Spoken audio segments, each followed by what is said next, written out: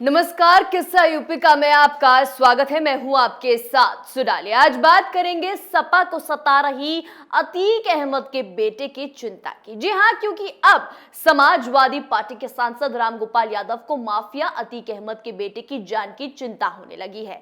एक तरफ प्रयागराज के उमेश पाल हत्याकांड में योगी आदित्यनाथ सरकार एक के बाद एक शूटरों का इनकाउंटर कर रही है। बाकी बचे अपराधियों की तलाश में यूपी पुलिस अन्य राज्यों में तमाम शहरों में पुलिस दबिश दे रही है। इसी बीच समाजवादी पार्टी के महासचिव रामगोपाल यादव ने बड़ा बयान दिया। इटावा में रामगोपाल यादव ने कहा कि प्रयागराज की घटना में असल आरोपी नहीं मिल रहे हैं। पुलिस पर दबाव है कि जो पकड़ में आ जाए तो गोली मार दो। अतीक अहमद के पढ़ने वाले 2 लड़कों को तो पहले ही दिन पकड़ लिया जाए, आप देख लेना उनमें से एक की हत्या हो जाएगी। तो आज किस्सा यूपी का में इसी पर चर्चा करेंगे। चर्चा के लिए हमारे साथ स्टूडियो में मौजूद हैं कैपिटल टीवी के एग्जीक्यूटिव एडिटर राजीव जी। राजीव जी, बहुत बहुत स्वागत है आपका। धन्यवाद। राजीव जी, सपा को माफियाओं की टेंशन क्यों सताती है? देखिए, सपा माफियाओं की पार्टी है तो टेंशन उसी को होगी, क्योंकि बिना माफिया और गुंडागर्दी के समाजवादी पार्टी की सरकार भी नहीं चली थी और आगे उम्मीद भी नहीं दिख रही है। इस समाजवादी पार्टी पर पहले भी कई आरोप लग चुके हैं कि इनके समय में सारे के सारे माफिया उभर कर सामने आते हैं।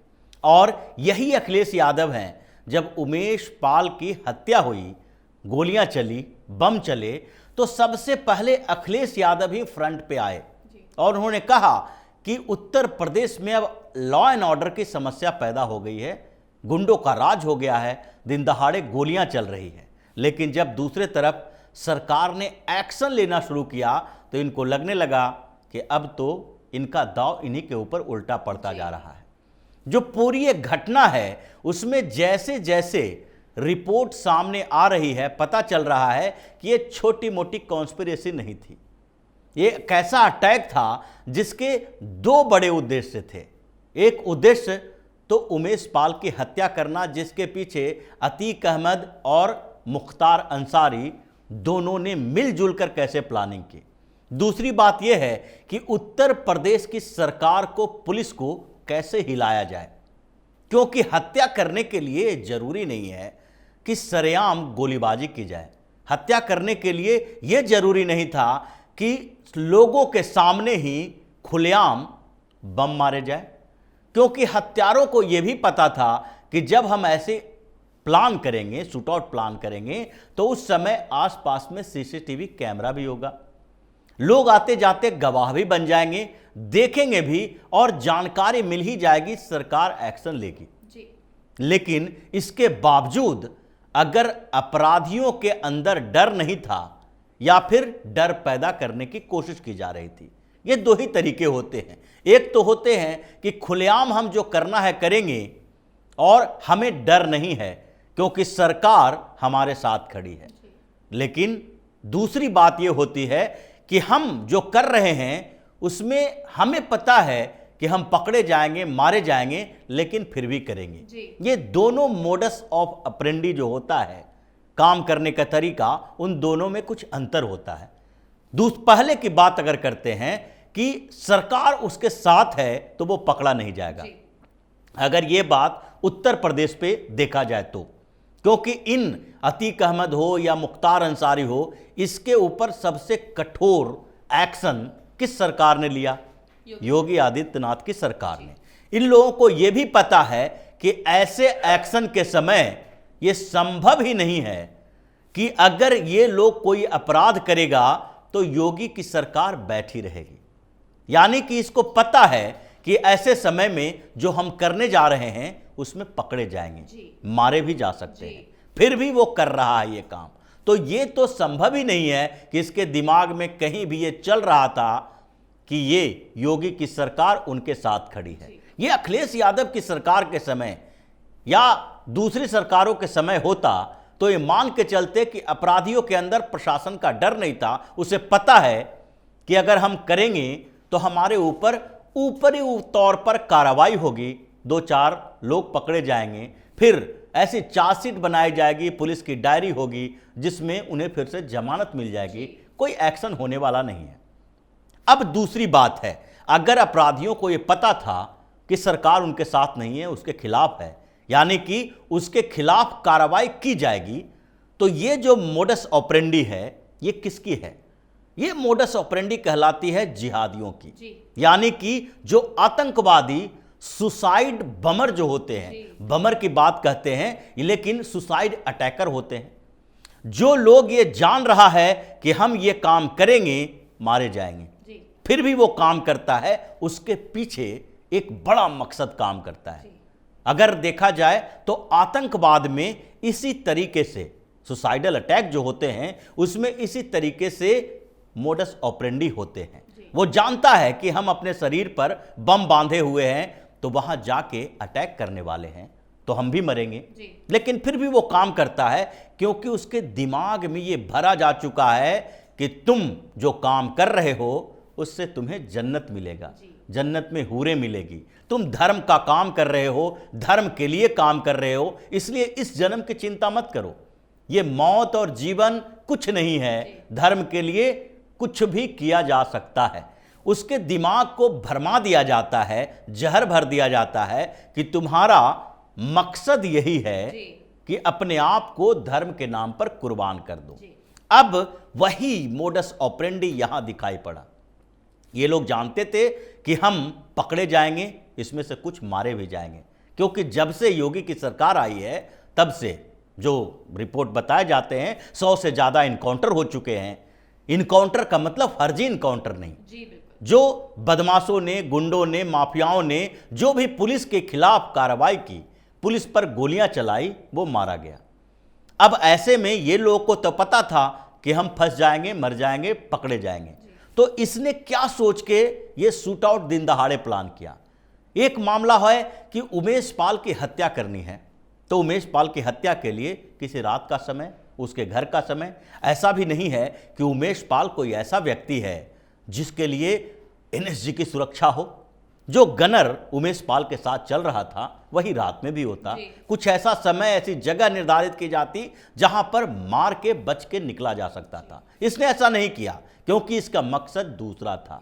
जिसका मकसद था कि इस हत्याकांड के साथ ही एक ऐसा माहौल क्रिएट किया जाए जिससे कि पूरे उत्तर प्रदेश में डर पैदा हो, लॉ एंड ऑर्डर की समस्या हो। और सरकार को यह चैलेंज थी अतीक अहमद, मुख्तार अंसारी जैसे लोगों से, क्योंकि इन लोगों के ऊपर जो सख्ती दिखाई जा रही थी और जो मीडिया में रिपोर्ट चल रहे थे, उसके बाद इन लोगों को लगा कि अब सरकार को बताना है कि हम क्या कर सकते हैं और सरकार हमारे खिलाफ क्या क्या कर सकती है। ये एक खुली चुनौती थी जिसका सामना योगी की सरकार ने किया। अब इस पूरे मकसद को समझने के बाद ये लगेगा कि आखिरकार इन अपराधी गैंग के पीछे पॉलिटिकल मकसद भी था।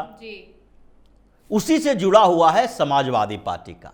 जिस तरीके से समाजवादी पार्टी ने शूट आउट के बाद तुरंत हंगामा किया, हत्याकांड के बाद यह शुरू कर दिया कि योगी आदित्यनाथ की सरकार अब गुंडों की सरकार बन गई है, भय का माहौल है उत्तर प्रदेश में। यह उसी तरीके से है जैसे कुछ विपक्षी पार्टी यह मौके का इंतजार करती रहती है, जिसमें कांग्रेस भी मौके का इंतजार कर रही थी कि हिंडनबर्ग की रिपोर्ट आए और अडानी पर अटैक का मौका मिल जाए, क्योंकि अडानी पर पहले से कांग्रेस का अटैक जारी था।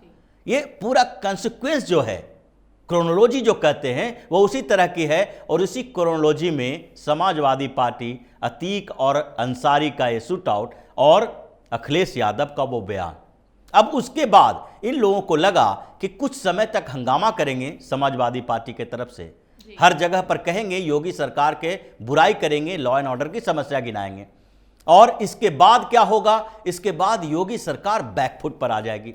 लेकिन इनका पूरा का पूरा प्लान फेल हो चुका था।